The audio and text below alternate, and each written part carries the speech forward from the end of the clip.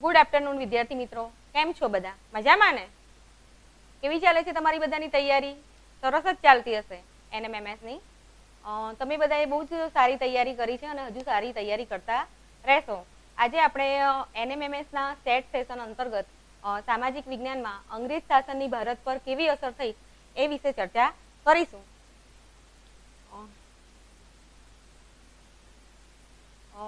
તમે વિદ્યાર્થી મિત્રો તમે જાણતા જ હશો કે આપણો ભારત દેશ જે છે એ પ્રાચીન સમયથી જ એની જાહો જલાલી દેશ વિદેશમાં ખૂબ જ ફેમસ હતી અને દેશ વિદેશમાં એની ચીજ વસ્તુઓની ખૂબ જ માંગ રહેતી હતી.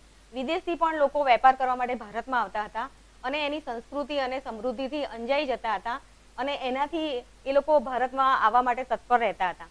હવે એ સમય દરમિયાન આરબો અને વાયવ્ય સરહદીથી ઘણા બધા લોકો ભારત દેશમાં વેપાર કરવા માટે આવતા હતા. એમાં ઘણી બધી પ્રજા ભારતમાં આવેલી છે, તમે જોઈ શકો છો. એમાં પ્રાચીન સમયથી લઈને અત્યાર સુધી ઘણી બધી પ્રજાએ ભારત પર શાસન કર્યું છે. એ બધી જ પ્રજા જે છે વિદેશી, એ પ્રજાને તમે જોશો કે એ પ્રજા બહારથી આવેલી છે પણ એ ભારતમાં આવી અને ભારતની સમૃદ્ધિ અને સંસ્કૃતિને અપનાયા છે અને ભારતના લોકો થઈને રહ્યા છે. એમણે ક્યારેય ભારત ઉપર શાસન કરવું અને ભારતમાં હાવી થવું એવું ક્યારેય કર્યું નથી. એ આ બધામાં જ એક અંગ્રેજ પ્રજા એવી છે કે જેણે ભારત દેશને ગુલામ બનાવ્યો હતો. હવે એનું પાછળ બી મોટું કારણ છે, કારણ કે જે યુરોપીય પ્રજા બધી ભારતમાં આવી એ તમને ખ્યાલ હશે કે આપણો જે યુરોપ ખંડ છે એ ઉત્તર ધ્રુવમાં આવેલો છે. પૃથ્વીનો ગોળો તમે જ્યારે નજર કરશો તો ઉત્તર ધ્રુવ તરફ જોશો તો યુરોપ ખંડ એ ઉત્તર ધ્રુવની નજીક છે અને યુરોપ ખંડમાં શીત કટિબંધમાં આવતો હોવાથી ત્યાં ઠંડી વધારે હોય છે. એટલે એ લોકો ગરમ ખોરાક ખાવાના ખૂબ જ શોખીન હોય છે અને એ ગરમ ખોરાક એ લોકો જે મરી મસાલા અને તેજાના છે એ બધો મસાલો મેળવવા માટે ભારતમાંથી એ વસ્તુઓની આયાત કરતા હતા. એટલે એ લોકો જમીન માર્ગે ભારતમાં આવતા હતા. પરંતુ તુર્કોએ કોન્સ્ટેન્ટિનોપલ જીતી લીધું એટલે એ જે જમીન માર્ગ હતો એ બંધ થઈ ગયો. હવે જમીન માર્ગ બંધ થઈ ગયો એટલે હવે પેલા મરી મસાલા વગર તો એમને ચાલે એવું જ નહોતું. તો પછી શું? તો એટલે એમને નવો જળમાર્ગ શોધવાની જરૂરત પડી અને એ નવો જળમાર્ગ શોધવા માટે ઘણા બધા યુરોપિયન પ્રજાએ પ્રયત્ન કર્યા. એમાં સૌથી પહેલા ભારતમાં આવનાર કોઈ પ્રજા હોય યુરોપિયન તો એ પ્રજા હતી પોર્ટુગીઝ. એના પછી આવ્યા હોલેન્ડના ડચ લોકો એટલે કે વલંદા લોકો. ત્યારબાદ આવ્યા અંગ્રેજો અને સૌથી છેલ્લે યુરોપિયન જે પ્રજા આવી એમાં હતી ફ્રેન્ચો. હવે આ બધી જ પ્રજા ભારતમાં વેપાર કરવા માટે આવી હતી અને એમનો ઈરાદો કોઈ એવો ન હતો કે ભારતના લોકો ઉપર શાસન કરે. આ બધી પ્રજામાં અંગ્રેજ અને ફ્રેન્ચો વચ્ચે વારંવાર સત્તા એમ કે હરીફાઈ થતી હતી વેપાર માટેની. એમાં છેલ્લે અંગ્રેજો આ બધી સત્તામાં હાવી થઈ ગયા અને એ ભારતમાં એમણે વેપાર કરવાનો પરવાનો મેળવી લીધો એટલે પરવાનગી મેળવી લીધી. અને ધીરે ધીરે એમણે જોયું કે ભારતના જે છે એ એમ કે એમણે સૌથી પહેલા તો ભારતના લોકોમાં ફાટફૂટ પડાવવાની કોશિશ કરી અને એમણે જોયું કે આ લોકોને કેવી રીતે અંદર અંદર લડાઈ શકાય અને વેપારીના સ્થાને હવે અમારે કેવી રીતે સત્તા હાસિલ કરવી. તો એના માટે એના પરિણામ સ્વરૂપ ભારતમાં સૌથી પહેલા જે યુદ્ધ થયું એ છે પ્લાસીનું યુદ્ધ. ઈસવીસન 1757માં જે યુદ્ધ થયું પ્લાસીનું, એનું પરિણામ એ આવ્યું કે ભારતમાં અંગ્રેજ સત્તાનો પાયો નખાયો અને જે અંગ્રેજ સત્તાનો પાયો નખાયો અને ત્યારબાદ 1764માં બક્સરનું યુદ્ધ થયું. બક્સરના યુદ્ધથી ભારતના આ જે અંગ્રેજ લોકો છે એમને આ જે સૌથી મોટો પ્રાંત છે જે બંગાળ, બિહાર અને ઓરિસ્સા, આ ત્રણેય આ તમારે યાદ રાખવાનું છે વિદ્યાર્થી મિત્રો. આ બંગાળ, બિહાર અને ઓરિસ્સાની દીવાની સત્તા એમને પ્રાપ્ત થઈ. હવે આ દીવાની સત્તા એટલે કેવી સત્તા? તો દીવાની સત્તા એટલે મહેસૂલ ઉઘરાવવાની સત્તા, બરાબર છે. હવે આપણે આગળ જોઈએ. જો તમે આ જોઈ શકો છો કે ભારતમાં એમણે સૌથી પહેલા તો બંગાળ, બિહાર અને ઓરિસ્સામાં પોતાની સત્તા સ્થાપિત કરે છે. તો જો એમની નજર ચારે બાજુ છે, તમને દેખાય છે, બરાબર ને. ધીરે ધીરે એમણે ભારતના કયા વર્ષમાં ક્યાં ક્યાં સત્તા પ્રાપ્ત કરી છે એ બધું તમે કોઈ ભારતનો કોઈ ભાગ એવો નથી. તમે આ ભારતનો નકશો છે એ આપણે આઝાદી પહેલાનો છે, એમાં પાકિસ્તાન અને અફઘાનિસ્તાન પણ એમાં આવી જાય છે અને આ બાજુ બાંગ્લાદેશ. એ બધું જ પહેલા ભારતનો જ એક ભાગ હતું પણ 1947માં આપણે ભારતના ભાગલા થયા અને પછી હવે અત્યારે જે આપણી પાસે છે પાકિસ્તાન વગરનું છે એ ભારત છે, બરાબર. હવે તમે જુઓ કે ભારતની જે આર્થિક સમૃદ્ધિની મેં વાત કરી એ 18મી સદી સુધી એટલે કે ઔરંગઝેબ જે છે મોગલ બાદશાહ હતો, એના સમયમાં 1707માં એનું અવસાન થયું ત્યાં સુધી અકબંધ હતી. ત્યાર પછી ભારતની પડતીની શરૂઆત થઈ છે. ત્યાં સુધી તો ભારતની જે જાહો જલાલી હતી એ અકબંધ હતી. ભારતના જે ઇતિહાસકારો છે, વિશ્વના ઇતિહાસકારો, એ લોકો પણ એવું માને છે કે ભારતનો જે ઉત્પાદન સંસ્થા છે, ઉત્પાદન થતો માલ, એના બજારો છે, એની તોલે કોઈ આવી શકે નહીં. બરાબર. ત્યાર પછી 18મી સદી પછી એની આ પાયમાલીની શરૂઆત થાય છે અને ભારતના લોકોનું એમણે 100 વર્ષમાં એટલું બધું શોષણ કરી અને ભારતના લોકોને ગુલામ બનાવ્યા. એમણે સૌથી પ્રથમ તેમણે બંગાળ, બિહાર અને ઓરિસ્સાની દીવાની સત્તા પ્રાપ્ત થઈ. એનો મતલબ એ થયો કે મહેસૂલ ઉઘરાવે એટલે પોતાનું આવકનું એક સાધન એમણે એને બનાવી દીધું. પોતાની આવકમાં એનાથી એને વધારો થવા લાગ્યો. એનો મતલબ શું થયો કે ભારતના લોકોને મહેસૂલ એમ કે ભરવું હોય તો એ ગમે તે રીતે એમને મહેસૂલ ભરવું પડતું હતું. એમને છેવટે પોતાના દર દાગીના અને ઘર ગીરવે મૂકીને પણ મહેસૂલ ભરવું પડતું હતું અને આ રીતે તો ઘણીવાર મહેસૂલ ના ભરી શકે તો પોતાના શું કહેવાય ઢોર ડાખર અને પોતાની જમીનો પણ સાહુકારોને વેચી અને ગીરવે મૂકીને સાહુકારોની વ્યાજખોરી પ્રથાનો એ લોકો ભોગ બન્યા હતા. ત્યારબાદ છે આ જે ચિત્ર દેખાય છે તમને લોકોને, એ છે ગવર્નર જનરલ કોર્નવાલિસ. આ ગવર્નર જનરલ કોર્નવાલિસ અને એની કાયમી જમાબંધી. આ ગવર્નર જનરલ કોર્નવાલિસ જે હતો એણે ભારતમાં કાયમી જમાબંધી નામની એક જમીન મહેસૂલની પદ્ધતિ અમલમાં મૂકી. આ કાયમી જમાબંધીનો મતલબ એવો થાય છે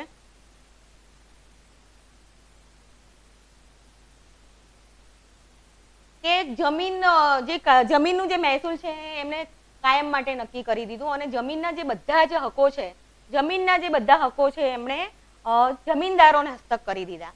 એટલે આમ એમને આખું વર્ષની એમની આવક નિશ્ચિત થઈ ગઈ અને એમને જમીનદારો જે એમની પડખે ઉભા રહે એવો એક વર્ગ એમની પાસે પ્રાપ્ત થયો. બરાબર છે.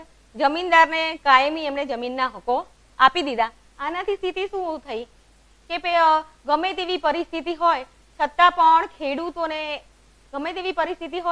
ખેડૂતોને એ જમીન મહેસૂલ ભરવું પડતું. વધારે દુકાળ પડે છતાં પણ એને પોતે તનતોડ મહેનત કરીને પણ એને આ જમીન મહેસૂલ ભરવું પડતું હતું. કારણ કે કાયમ માટે નક્કી કરતી પાક થાય કે ના થાય છતાં પણ એમને આ જમીન મહેસૂલ ભરવું પડતું હતું. આમ ખેડૂતોની સ્થિતિ આ કોર્નવાલિસની કાયમી જમાબંધીના સમયમાં ખૂબ જ એમ કે કથળી ગઈ અને ખેડૂત વધારે ને વધારે કંગાળ બની ગયો. બરાબર છે.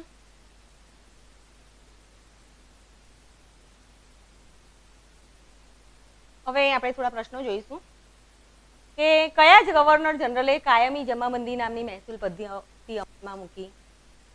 તો તમને આ જે નીચે આપેલા છે એ તમને ખબર હોવી જોઈએ કે આ બધા જ ગવર્નર જનરલ છે ભારતમાં. એમાં લોર્ડ ડેલહાઉસી, તો લોર્ડ ડેલહાઉસી માટે તમારે એટલું યાદ રાખવાનું કે એણે ખાલસા નીતિ એની અમલમાં મૂકી હતી.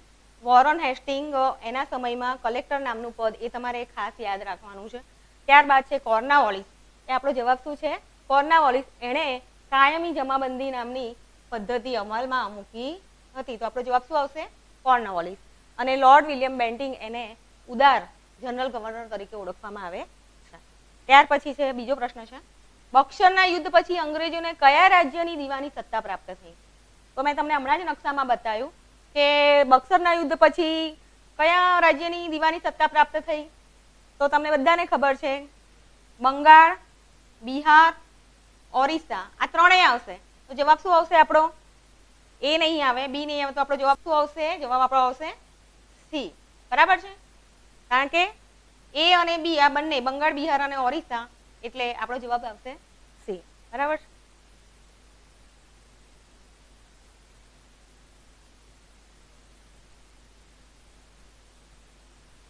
ત્રીજો પ્રશ્ન છે, બંગાળમાં ભીષણ દુષ્કાળ કઈ સાલમાં પડ્યો? જે વખતે કાયમી જમાબંધી અમલમાં મૂકી હતી એ સમય દરમિયાન એટલે કે 1770ની સાલમાં, ઈસવીસન 1770ની સાલમાં એ કાયમી જમાબંધીના સમય દરમિયાન જ બંગાળમાં ભયંકર દુકાળ પડ્યો હતો અને લાખો લોકો ભૂખમરાના કારણે મરી ગયા હતા. તો કઈ સાલ આવશે? 1770. બરાબર છે. આપણો જવાબ શું આવશે? બી. તમને કન્ફ્યુઝ કરવા માટે એને લાગે વળગતા ઘણા બધા આંકડા મૂકતા હોય છે, પણ તમારે અમુક સાલો એવી હોય કે તમારે એકદમ પરફેક્ટ યાદ રાખવી પડે. ઇતિહાસની અમુક એવી ઘટનાઓ છે જેની તમારે એકદમ ચોક્કસ રીતે ધ્યાન રાખવું પડે. દાખલા તરીકે તમે જુઓ તો 1757 કહે એટલે તમારા મગજમાં તરત જ ક્લિક થવું જોઈએ કે 1757 એટલે, તો 1757 એટલે પ્લાસીનું યુદ્ધ. કોઈ તમને એમ કે 1764 તો 1764 એટલે બક્સરનું યુદ્ધ. સાલ તમારે મહાવરો કરીને યાદ રાખવાની છે.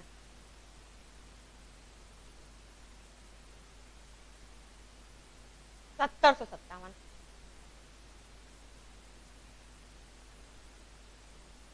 હવે વોરન હેસ્ટિંગ. હવે વોરન હેસ્ટિંગના એ ગવર્નર જનરલના સમયમાં જમીન મહેસૂલ જે ઉઘરાવનાર હતા એ વ્યક્તિનું નામ શું હતું? એ વ્યક્તિ હતી કલેક્ટર.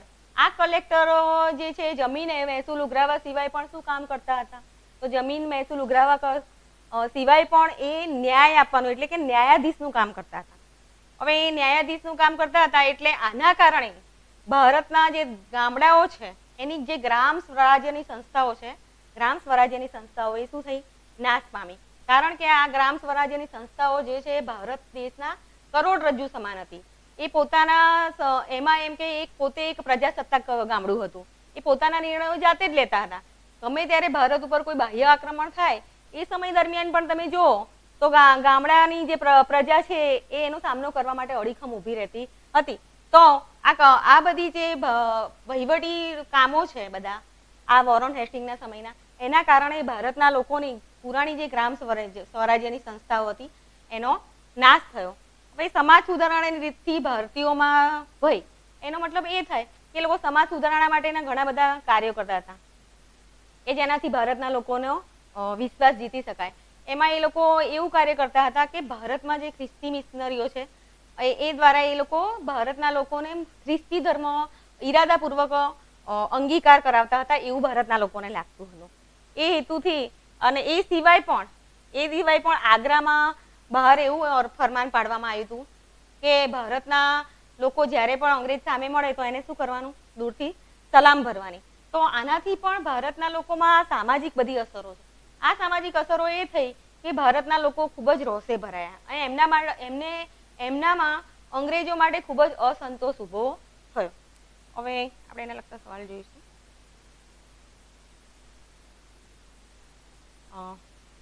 સવાલ એ છે કે અંગ્રેજ શાસન પહેલા દેશની કરોડરજ્જુ કોને ગણવામાં આવતી હતી?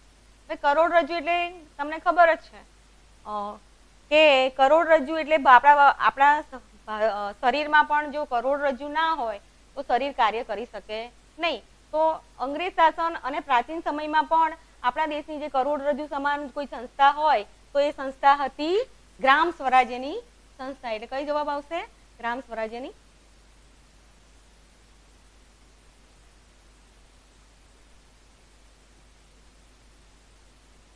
જવાબ આવશે ગ્રામ સ્વરાજ્યની સંસ્થા.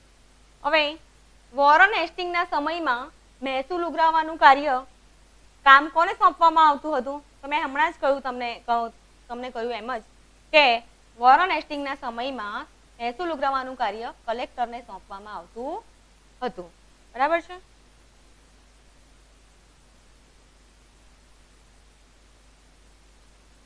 હવે ભારતીય વેપાર ઉદ્યોગોનો વિનાશ. આ વેપાર ઉદ્યોગો ઉપર ભારતના લોકોને કેવી અસર થઈ અંગ્રેજ શાસનથી? હવે આપણે જોઈએ તો કે પહેલાના સમયમાં ભારતની જે કિંમતી ચીજ વસ્તુઓ હતી એ ભારતના લોકો જે છે જે કાપડ, જે કાચો માલ છે તેનામાંથી પ્રોસેસ કરી અને વ્યક્તિને ઉપયોગ કરવા માટે ઉપયોગ કરી શકાય એવી જે પ્રોસેસ કરીને બનાવવામાં આવે એને શું કહેવાય? પાકો માલ. એની પર પ્રોસેસ કરવામાં આવતી. દાખલા તરીકે તમે જુઓ તો કપાસ શું થાય? તો કપાસ એ કાચો માલ છે અને એના પર પ્રોસેસ કરીને આપણે શું બનાવીએ છીએ? સુતરાઉ કાપડ. બરાબર છે? તો એ જે સુતરાઉ કાપડ છે સુતરાઉ જે કાપડ છે ભારતનું, એ આખા યુરોપ અને એશિયાના દેશમાં કોઈ પૂરું પાડતું હોય તે કોણ હતું? એકમાત્ર ભારત. એ સિવાયમાં ભારતમાં બીજી કઈ વસ્તુ એવી હતી કે જે વિદેશમાં નિકાસ થતી હતી? તો ભારતમાં બીજી એવી વસ્તુઓ હતી, મલમલ છે, ઊન છે, પછી ભારતનું શણના રેસામાંથી કોથળા બને. ખબર છે વિદ્યાર્થી મિત્રો તમને? તો એ જે શણ છે એ બધાની પણ ભારતના બહારના દેશોમાં, વિદેશમાં ખૂબ જ એની માંગ હતી. આ સિવાય ભારતની મીઠું અને સાકર પણ વિદેશમાં ખૂબ જ નિકાસ થતું હતું અને એના બદલામાં આટલી બધી વસ્તુની ચીજ વસ્તુની નિકાસ કરતું હતું અને સામે ભારત સોના ચાંદીની આયાત કરતી હતું. પણ ભારતમાં અંગ્રેજ શાસન આવ્યું તો આખી ગંગા છે ઉલટી વહેવા લાગી. જે સોના ચાંદી જે ભારતમાં ખેંચાઈ આવતું હતું વિદેશથી, એ આખી બાબત ઊંધી થઈ ગઈ અને બધું જ આ ભારતના વેપાર ઉદ્યોગો શું થયા, નાશ પામ્યા. અને આ ચીજ વસ્તુઓની એ શું કરતા હતા તો કે ભારતનો જે કાચો માલ છે અને ભારતના જે રૂપિયા છે એમાંથી એ લોકો શું પોતાના કારખાનામાં વસ્તુનું ઉત્પાદન કરતા અને અહીંયાથી જે માલ ભારતમાં જતો, ભારતમાંથી જે માલ વિદેશમાં જતો એના ઉપર એ લોકો 80% જેટલી લેતા હતા જકાત. જ્યારે ત્યાંથી તૈયાર થઈને જે માલ આવતો એના ઉપર અહીંયાથી જે માલ ત્યાં જતો હતો એના ઉપર બિલકુલ એ લોકો જકાત આપતા ન હતા. અને ભારતમાં ત્યાં તૈયાર થયેલા માલ ઉપર એ લોકો ખૂબ જ એમ કે 80% જેટલી એ લોકો જકાત લેતા હતા. અંગ્રેજ શાસનથી આ સ્થિતિમાં ખૂબ જ પરિવર્તન આવ્યું. આના કારણે ભારતના જે ગૃહ ઉદ્યોગો છે, કાચા માલ, બરાબર છે, એ લોકોની એક જ નીતિ હતી કે ભારતના ભોગે અંગ્રેજોને સમૃદ્ધ કરવા, અંગ્રેજોના જે ઇંગ્લેન્ડના જે બજારો છે એને ધગધગતા કરવા. એના કારણે અહીંયા જે ભારતના જે ગૃહ ઉદ્યોગો છે એ પડી ભાગ્યા. દાખલા તરીકે કાચ બનાવવાનો, કાગળ બનાવવાનો, આ બધા ઉદ્યોગો છે, વહાણ બનાવવાનો, આ બધા ઉદ્યોગોનો હાશ થયો. અંગ્રેજોની નીતિથી ભારતના લાખો કારીગરો બેકાર થયા. આ બધા જે ગૃહ ઉદ્યોગો છે પડી ભાગે તો શું થાય, તો ભારતના લોકો શું હતા, બેકાર બને અને વધારે ને વધારે ગરીબ બનવા લાગ્યા. હવે આ પ્રશ્નો જોઈએ આપણે થોડા. અંગ્રેજોએ કેટલા ટકા જકાત હિંદના કાપડ પર નાખી હતી? તો અંગ્રેજોએ 80%.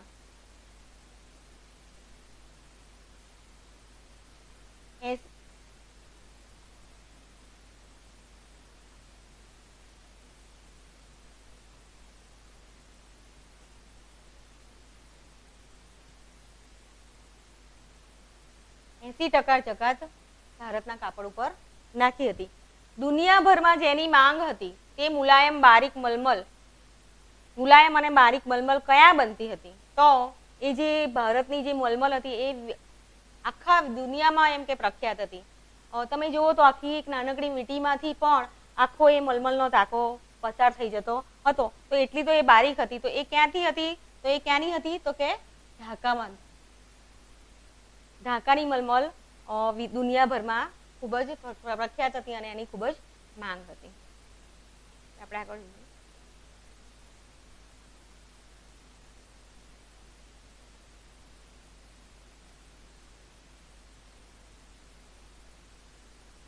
આપેલ ચિત્ર કઈ પરિસ્થિતિ દર્શાવે છે? હવે આ ઘણીવાર આવા સવાલ પણ પૂછતા હોય છે, તો એ ચિત્ર જોઈને તમને એનો જવાબ આપતા આવડવું જોઈએ. તમે જુઓ તો અહીંયા 4 ઓપ્શન આપેલા છે. તમને આ ચિત્રનું બરાબર નિરીક્ષણ કરો તો તમને શું દેખાય છે? એક તો બરબાદ થયેલ ખેડૂત વર્ગ, પાયમાલ થયેલ વેપારી વર્ગ, બરબાદ થયેલ સામાન્ય વર્ગ કે એક પણ નહીં. તો તમને શું લાગે છે આ ચિત્ર પરથી? તમને અંદાજ આવી શકે છે કે આ જવાબ શું આવશે? બરબાદ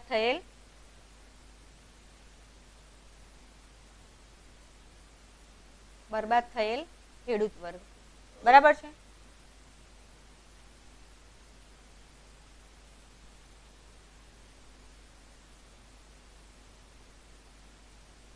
હા, તમે આ ચકેડું અને આ બધું જે મૂકેલું છે, એક બેન લમણે હાથ દઈને મૂક્યા છે, પછી પાવડા જેવું પણ દેખાય છે. એના આધારે તમને ખ્યાલ આવી શકે છે આ નક્કી કે આ ખેડૂત હશે. આ દેખાય છે, તમે આ જોઈ શકો છો આ ચકેડું. બરાબર છે.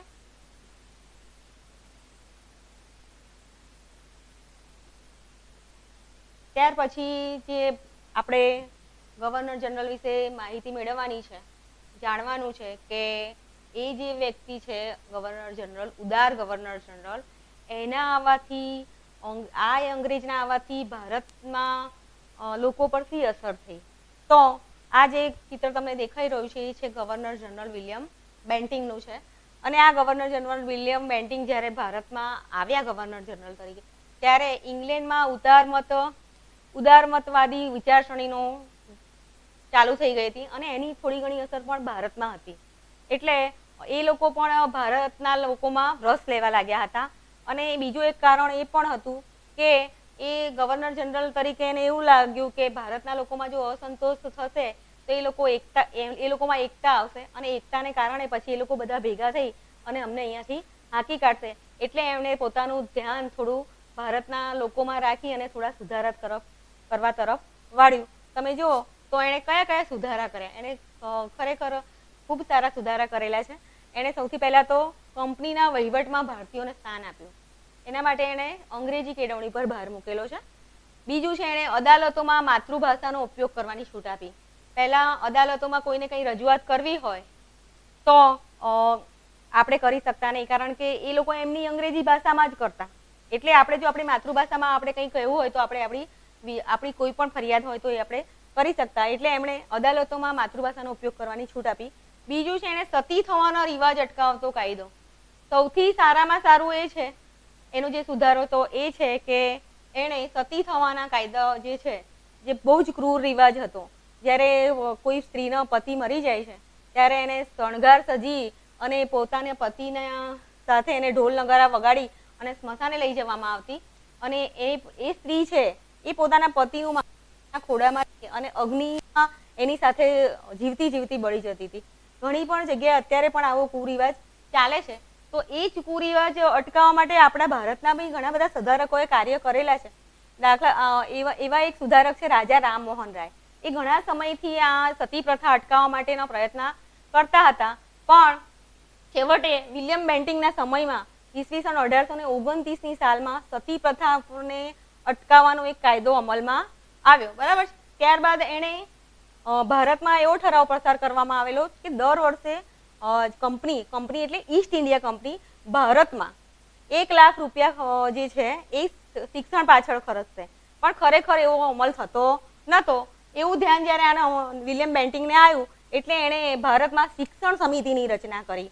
અને એના જ સમયમાં એક ધારાશાસ્ત્રી હતા મેકોલે, એ કાયદાશાસ્ત્રી હતા, અને એમણે ભારતના લોકોને કે અંગ્રેજી શીખે એટલે અંગ્રેજી કેળવણી ઉપર એમણે ભાર મૂક્યો. અને ધીરે ધીરે ભારતમાં અંગ્રેજી કેળવણીની શરૂઆત થઈ. અને ભારતના લોકો પહેલા તો ભારતના લોકોને એવું લાગ્યું કે આ લોકો અમારી જે પુરાણી જે અમારા રિવાજો છે એનો હાસ કરવા માંગે છે અંગ્રેજી કેળવણી ભારતમાં લાવીને.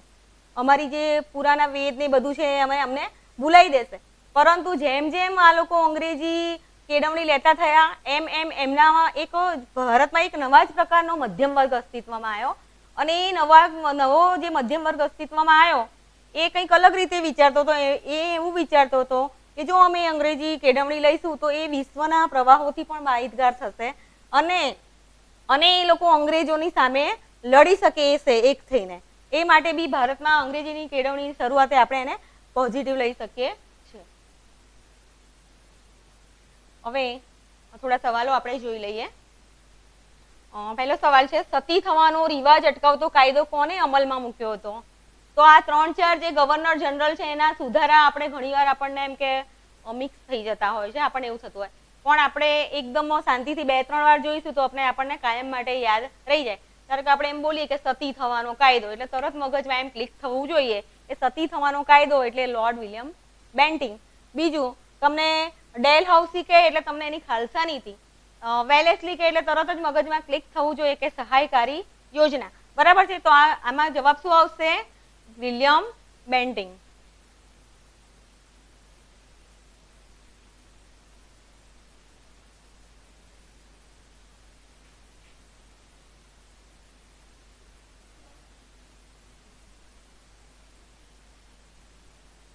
ભારતમાં અંગ્રેજી કેળવણી શરૂ કરવાનો વિચાર કોને આવ્યો?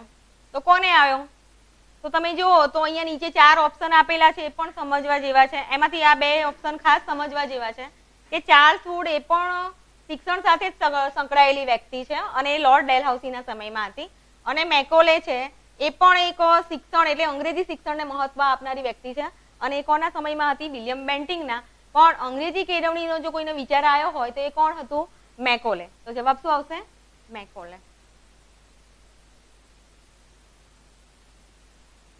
હવે આપેલ ચિત્ર કોનું છે? આપેલ ચિત્ર કોનું છે?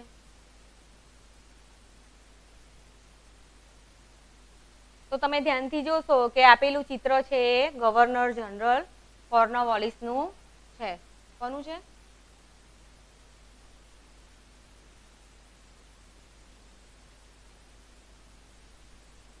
કોર્નવોલિસ એટલે તમારે એક જ વસ્તુ યાદ રાખવાની, કાયમી જમા બંધી.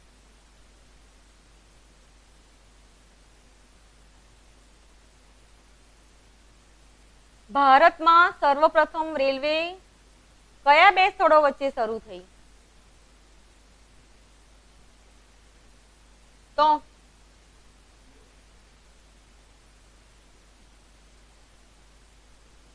હવે તમે જુઓ તો ભારતમાં એક તો એ વખતે શિક્ષણ માટે અંગ્રેજી કેળવણી તો ભારતના લોકોએ લીધી, પણ એ પછી 1857ની સાલમાં એટલે કે ડેલહાઉસીના સમયમાં 3 યુનિવર્સિટી શરૂ કરવા માટેની અરજી થયેલી છે. કઈ જગ્યાએ? તો કે મુંબઈ, ચેન્નઈ અને કલકત્તામાં. અને ત્યારબાદ 1857માં આ યુનિવર્સિટીની સ્થાપના થઈ છે લોર્ડ કેનિંગના સમયમાં. એ સિવાય પણ ભારતમાં જે ઔદ્યોગિક ક્રાંતિના કારણે જે ઉદ્યોગો ધમધમવા લાગ્યા હતા એના માટે માલ સામાનની હેરફેર કરવા માટે એમને યંત્રોની જરૂર પડી. તો એવા કંઈ યંત્ર હોય તો એક જગ્યાએથી બીજી જગ્યાએ સંદેશા વ્યવહારની અને વાહન વ્યવહાર દ્વારા માલ સામાનની આપ લે કરી શકે. એટલે પોતાનો હેતુ પાર કરવા માટે એમણે ભારતમાં રેલવેની શરૂઆત કરી છે. કઈ સાલમાં? તો ઈસવીસન 1853ની સાલમાં લોર્ડ ડેલહાઉસીના સમયમાં સૌથી પહેલા મુંબઈથી થાણા વચ્ચે રેલવેની શરૂઆત થઈ છે. એટલે 1853ની સાલ તમારે યાદ રાખવાની છે રેલવેની શરૂઆત, બરાબર છે. ત્યારબાદ 1857માં યુનિવર્સિટીની સ્થાપના, અને ત્યારબાદ ભારત જેવો જે મોટો દેશ છે એ બધા દેશ ઉપર ચારે બાજુ એમ કે નજર રાખી શકાય એના માટે એમણે તાર ટપાલની શરૂઆત કરી છે અને એમાં આધુનિક પદ્ધતિ અપનાવી છે. કઈ સાલમાં? તો કે છે 1854. તો આ 3 સાલ તમારે ખાસ યાદ રાખવાની છે. એક તો 1854માં તાર ટપાલ, 1857 3 યુનિવર્સિટી અને રેલવેની શરૂઆત 1853 મુંબઈથી થાણા, બરાબર છે. તો ભારતમાં સર્વપ્રથમ રેલવે કયા બે સ્થળો વચ્ચે શરૂ થઈ છે? તો ભારતમાં સર્વપ્રથમ રેલવે મુંબઈથી થાણે વચ્ચે શરૂ થઈ.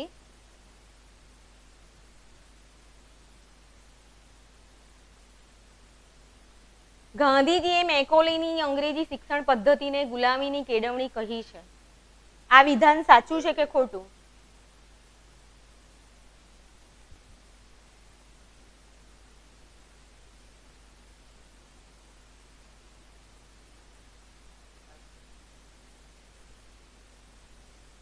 બરાબર.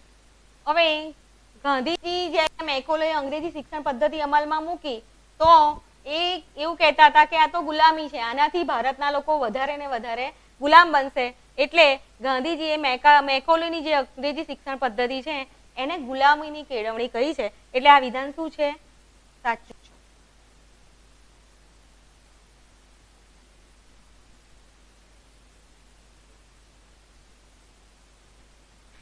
હવે આપેલ ચિત્ર કોનું છે એ તો આપણને બધાને ખબર છે. આ ફરી પ્રશ્ન આવ્યો.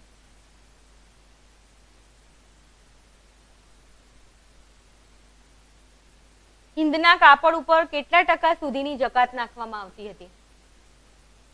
કેટલા ટકા? 80%. તો જવાબ શું આવશે? 80%. ભારતમાં આધુનિક ટપાલ અને તાર સંદેશા પદ્ધતિ ક્યારથી અમલમાં આવી? તો મેં તમને હમણાં જ કહ્યું એમ કે આપણે 3-4 સાલ છે ખાસ યાદ રાખવાની છે. તો ભારતમાં આધુનિક ટપાલ અને તાર સંદેશા પદ્ધતિ 1854ની સાલમાં અમલમાં આવી હતી.